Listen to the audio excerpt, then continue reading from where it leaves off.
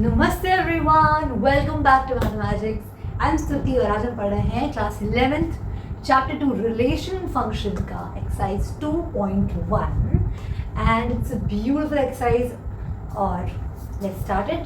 तो अभी तक हम लोगों ने इसका इंट्रो कंप्लीट किया है। मैंने आपको बताया था इन द लास्ट वीडियो कि कार्टेशियन प्रोडक्ट क्या होता है, राइट। और इसके अंदर हम लोग इस एक्सरसाइज को करेंगे, ठीक है। इससे कुछ क्वेश्चन करेंगे। Let's start. So you have your first question is if this is equal to this then find the value of x and y। ठीक है, अब ध्यान से समझो। मैंने आपको लास्ट वीडियो में बताया था, देखो बेसिकली लिखा क्या हुआ पहले ये समझो। ये एक ऑर्डर्ड पेयर है ना मैम। ऑर्डर्ड पेयर क्या होता है? ये जो लिखा है ये ऑर्डर्ड पेयर है। तो आपको बोला कि ये इसके इक्वल है तो आपको वैल्यू निकालनी है। अब अगर आपको नहीं मालूम ऑर्डर्ड पेयर क्या होता है तो मैं आपको बता दूं कि आपके पास जैसे a, b लिखा है, ठीक है। ये हमारा ऑर्डर्ड पेयर, हम इसको ऑर्डर्ड पेयर बोलते हैं। जहाँ पे आपके पास दो सेट्स हैं ना, मान लो ए और बी दो सेट्स हैं। जहाँ पे ए जो है वो ए के अंदर है, बी ए का मेंबर है, ए बिलोंग्स टू ए है एंड बी आपका जो है वो बी का मेंबर है, ठीक है। इवन इफ अगर आपको ये नहीं भी मालूम है ना तो भी इसको निकालना बहुत आसान है। देखो इस ऑर्डर्ड पेयर को हम इसके इक्वल कब बोलते हैं? तो मैंने आपको पढ़ाया था कि इन दोनों को बराबर तभी बोलते हैं जब इसका फर्स्ट एलिमेंट इसके फर्स्ट एलिमेंट के बराबर है और इसका सेकंड एलिमेंट इसके सेकंड एलिमेंट के बराबर है। That's it.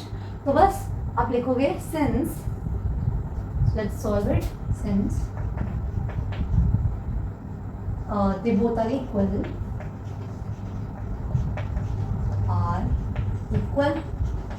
ठीक है, विच इम्प्लाइज दैट, ये क्या इम्प्लाई करता है कि x/3 + 1 इक्वल किसके है? 5/3 के, ठीक है। एंड आपका जो y-2/3 इक्वल है 1/3 के, ठीक है। अब देखो आपको सिंपल क्या करना है, आपको इसको बस सॉल्व कर देना है। तो ये तो आप सब जानते ही हो कितना आसान है। देखो firstly we make the denominator same, तो इसको पहले आप मल्टीप्लाई करोगे, आप 3 आएगा ना, एलसीएम लोगे x आएगा, नाउ ये ऊपर जाएगा, एलसीएम 3 आएगा ना इसका। मैंने इसको 3 से मल्टीप्लाई डिवाइड किया है, आप जानते हो। तो ये इक्वल किसके आ गया? 5/3 के इक्वल आ गया, ठीक है। और यहाँ पे मैं एट द सेम टाइम कर देती हूँ, इसको यहाँ मल्टीप्लाई करोगे 3y-2/3 बराबर 1/3। देखो मैंने कुछ नहीं किया है, मैंने बस इसका डिनोमिनेटर ना सेम किया है ताकि मैं इसको सॉल्व कर सकूँ, ठीक है। अब देखो आपको मालूम है कि ये जो 3 है तो उससे मतलब नहीं कोई। आप अगर आपको x की वैल्यू निकालनी है तो आप जानते हो यहाँ से हम क्या लिख सकते हैं। अब ये कट भी कर सकते हो, ये कैंसिल हो जाएगा और ये कैंसिल हो जाएगा। आपको क्या मिलेगा? आपको मिलेगा x + 3 = 5, राइट। और 3y-2 = 1, ठीक है। नाउ आपको x चाहिए ना, तो आप देखो अब हमें x चाहिए तो हम जब इसको उधर भेजेंगे प्लस में है माइनस में बन जाएगा, ठीक है। तो x क्या आ जाएगा आपका? 5 - 3, x आपका क्या आ जाएगा? 2 आ जाएगा, ठीक है। इसी प्रकार देखो यहाँ पे अब आप जानते हो कि जब ये माइनस में नेगेटिव में उधर जाएगा तो पॉजिटिव बन जाएगा। तो 3y = 1 प्लस में 2 आ जाएगा, 3y = 3। अब देखो ये यहाँ पे मल्टीप्लाई में है, इक्वल्स टू में उधर जाएगा तो डिवाइड आ जाएगा, यानी y = 3/3, 3 गॉट कैंसिल 1, y आपका क्या निकल के आ गया? 1 निकल के आ गया, ठीक है। इजी। अब आते हैं सेकंड क्वेश्चन पे। देखो ये बहुत ही आसान क्वेश्चन है, ठीक है। आपसे क्या बोला गया है? आपसे बोला है कि set A has 3 elements and the set B has this, ठीक है। मतलब आपको सेट A में 3 एलिमेंट है, B आपका सेट दे रखा है, तो आपको पता है क्या निकालना है? आपको फाइंड करना है कि नंबर ऑफ एलिमेंट्स कितने होंगे A क्रॉस B में। अब आपको याद है इसका फॉर्मूला होता है, बहुत सिंपल है। आप ये जानते हो कि अगर सेट A में जितने एलिमेंट्स हैं और सेट B में जितने एलिमेंट्स हैं, अगर आपको ये निकालना है कि A क्रॉस B में कितने लोग होंगे तो आपको सिर्फ उनके नंबर ऑफ एलिमेंट्स को मल्टीप्लाई करना है।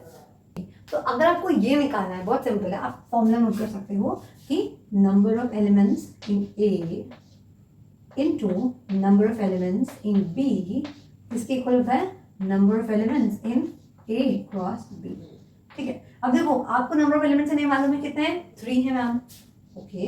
इनटू अब B में दिख रहा है आपको 3 एलिमेंट है, यहाँ पे 3 आ जाएगा तो कितना आ जाएगा? 9 आ जाएगा, दैट्स इट।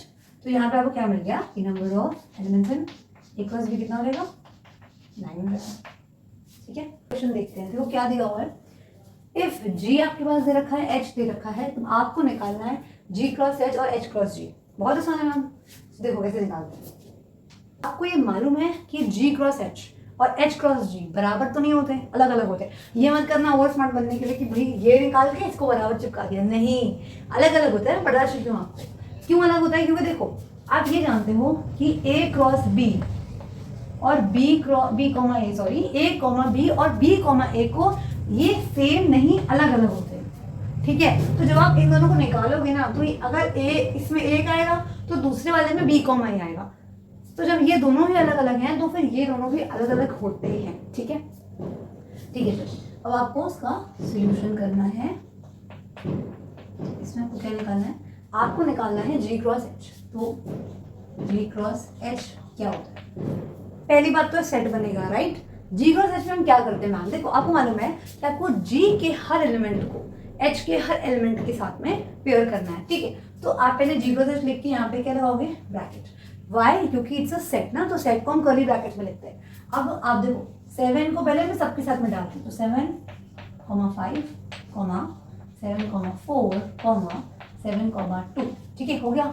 7 के साथ में पेयर कर लिया। अब 8 के साथ में करो, 8, 5, 8, 4, 8, 2 and that's it, and this is closed, ठीक है।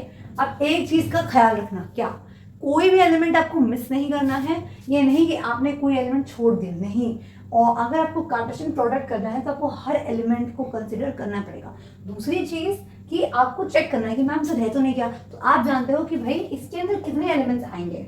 ये आपको अभी हमने फर्स्ट क्वेश्चन में, सेकंड क्वेश्चन में क्या है ना, तो आप जानते हो कि जितने एलिमेंट्स इसमें हैं इनटू जितने एलिमेंट्स इसमें हैं, तो जो आएगा वही नंबर ऑफ एलिमेंट्स आपके G क्रॉस H में होंगे। तो देखो इसमें कितने एलिमेंट हैं, 2 हैं, इसमें कितने हैं, 3 हैं, तो प्रोडक्ट कितना आएगा, 6 आएगा ना। अब देखो 1 2 3 4 5 6, तो उसमें 6 एलिमेंट है, मतलब ठीक है, हमने कोई एलिमेंट को मिस नहीं किया, बहुत बढ़िया। अब हमने अभी G क्रॉस H निकाला है, अब हम H क्रॉस G फाइंड करते हैं, ठीक है।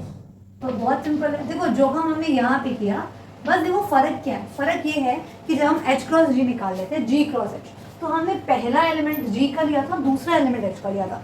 अब जब हम H क्रॉस G निकालेंगे तो हम पहले H का एलिमेंट रखेंगे और दूसरा एलिमेंट हम G का रखेंगे, ठीक है। अब देखो आप बोलोगे मैम क्या मैं इसको पहले नहीं लिख सकता, इसको बाद में, तो देखो सेट के अंदर आप एलिमेंट्स को आगे पीछे कर सकते हो, लेकिन जो आप ऑर्डर बना रहे हो ना, दिस ऑर्डर्ड पेयर का जो सेट का, इसके अंदर जो एलिमेंट पहले होना चाहिए बाद में होना चाहिए, इसको आप चेंज नहीं कर सकते, ठीक है। मतलब इनको उठा के आगे पीछे शफल कर सकते हो आप, लेकिन एक पेयर के अंदर पहले कौन आएगा बाद में कौन आएगा वो फिक्स्ड है, ठीक है। Now we will do this, H cross G निकालते हैं। तो देखो पहले हम ये लेंगे, तो मैं 5, 7, तो मैं पहले 5 को दोनों के साथ पेयर करती हूँ, 5, 8, फिर 4, 7, 8, और फिर आपके पास में है 2, 7 and this is your answer, ठीक है। बहुत सिंपल था। अब यहाँ से आपको क्या मालूम पड़ता है कि आप जानते हो कि G क्रॉस H, देखो ये इसका प्रूफ भी मिल गया आपको कि दिस इज द 3। इसमें क्या है, state whether each of the following statement are true or false, if the statement are false then rewrite the statement correctly, ठीक है। आपको 3 स्टेटमेंट दे रखी है और आपको ये बताना है कि भाई इन तीनों में सही है कि नहीं, मतलब अगर सही नहीं है, कोई गलत है, then you have to rewrite it, ठीक है। चलो स्टार्ट करते हैं। तो देखो आपको ये सब आप ऐसे कर लोगे अगर आपको सेट के बारे में जानकारी होगी, और मैंने आपको लास्ट वीडियो में ना सारी चीज़ें पढ़ाई होगी, but if you don't know it's okay, I am here to help you. क्या दे रखा है, इफ आपके पास में P है और Q है, जिसके अंदर ये 2 एलिमेंट हैं, देन P क्रॉस Q आपका ये बनेगा। अब देखो इसका आंसर क्या होगा पहले आप मुझे बताओ, और आप इसे देखते ही बोल दो कि भाई ये गलत है, ठीक है। क्यों गलत है, देखो एक तो उन्हें कंफ्यूज करने के लिए आपको 2 एलिमेंट्स दे दिए। आपको P दे रखा है जिसके अंदर M, N आता है, और Q दे रखा है जिसमें M, M आता है, और P क्रॉस Q देखो ये दे रखा है जिसमें M, N, N, M। इसमें गलत क्या, हमको सही लग रहा है, गलत है। क्यों गलत है, देखो P के अंदर कितने एलिमेंट्स, चलो मुझे बताओ पहले P के अंदर कितने एलिमेंट्स हैं, P के अंदर कितने नंबर ऑफ एलिमेंट्स हैं मैम, 2 हैं, यस बहुत बढ़िया। Q में कितने हैं नंबर ऑफ एलिमेंट्स मैम, ये भी 2 हैं, बहुत बढ़िया। तो आप जानते हो कि अगर मुझे पता लगाना है कि भाई p क्रॉस q में कितने एलिमेंट्स होंगे, तो आप जानते हो इनका प्रोडक्ट होता है ना, यानी कि आप लिखोगे मैम 2 क्रॉस 2 बराबर 4 होता है। यस 4 होता है। और इसमें क्या लिखा है, देखो इसमें m, n यानी कि एक ऑर्डर्ड पेयर ये है और दूसरा ऑर्डर्ड पेयर ये है, यानी सिर्फ 2 एलिमेंट्स लिखे हैं पर 4 होने चाहिए ना। दैट मीन्स इसमें ना ये अभी आधा लिखा है। तो इसको आप दोबारा सही क्या लिखोगे, देखो समझ आएगा ना क्या गलत है। अब आपको क्या करना है, इसको मैं लिखती हूँ यहाँ पे, ठीक है। क्या दे रखा है, अगर इफ p आपका ये है एंड q ये है, देन ये p क्रॉस q वाली स्टेटमेंट रॉन्ग है, हम इसको दोबारा लिख देते हैं। क्या लिखेंगे कि देन, यहाँ पे लिखूंगा देन, जस्ट मिनट, मैं इसको यहाँ से लिखती हूँ फर्स्ट वाला। पहले तो स्टेटमेंट रॉन्ग हो गई, उसका सही वर्जन क्या है वो लिखते हैं। तो आप लिखोगे इफ p आपके पास क्या है, m, n है, ठीक है, एंड q क्या आपके पास n, m, ठीक है। देन आप क्या जानते हो, मैम क्या करते थे, अब देखो आपको सिंपल कुछ नहीं करना, आपको p क्रॉस q निकाल देना है, तो वो तो आप जानते हो निकालना। कैसे निकालोगे, देखो पहले हम p, क्योंकि p पहले है, ध्यान रखना, यहाँ पे अगर q क्रॉस p लिखते हैं ना तो बात अलग होती, यहाँ पे p पहले लिखा है। तो पहले हम p का या m है या n है, ठीक है, तो पहले p m है, p में p के एलिमेंट को q के साथ कंबाइन करा, n आया। फिर m को फिर से m के साथ करूंगी मैं, तो m, m, अब n के साथ भी करूंगी तो n, n, then n, this is statement. ध्यान रखना यहाँ पे आपको कर्ली ब्रैकेट्स लगाने हैं क्योंकि ये सेट बना रहे हो और ऑर्डर्ड पेयर्स को हम लोग कर्व ब्रैकेट में लिखते हैं, ठीक है। बढ़िया, चलो तो ये आपका रॉन्ग था, इसको मैंने दोबारा रिराइट कर दिया है। अब अगला देखो, if a and b are non empty sets. Ma'am non empty क्या होता है, नॉन एम्प्टी मतलब होता है कि उसके अंदर भाई कोई एलिमेंट्स होने चाहिए, ठीक है। Then a cross b is non empty, मतलब अगर भाई a और b में नॉन एम्प्टी है, मतलब कुछ एलिमेंट्स हैं, then a cross b non empty set होगा of ordered pair x, y such that x a में जाए y b में जाए। मैम सही है कि नहीं, अब आप मुझे बताओ। देखो सिंपल सी बात है, आपका a है, ठीक है, a में कोई मेंबर्स है मान लो, ठीक है, मैं आज देती हूँ, मान लो a है, उसमें मान लो आपके पास में 1 है और b है, मान लो उसके पास में क्या है 2, 3 है, ठीक है। अब इनमें बोला है कि a और b नॉन एम्प्टी है, तो नॉन एम्प्टी ले लिया मैंने, ठीक है। a क्रॉस b भी नॉन एम्प्टी होगा, ऑफ कोर्स। अभी भाई जब दोनों नॉन एम्प्टी हैं, जब इनका पेयर बनाऊंगी तो कुछ ना कुछ तो बन ही जाएगा ना, ऑफ कोर्स बन जाएगा। तो भाई ये तो सही है कि हाँ नॉन एम्प्टी है।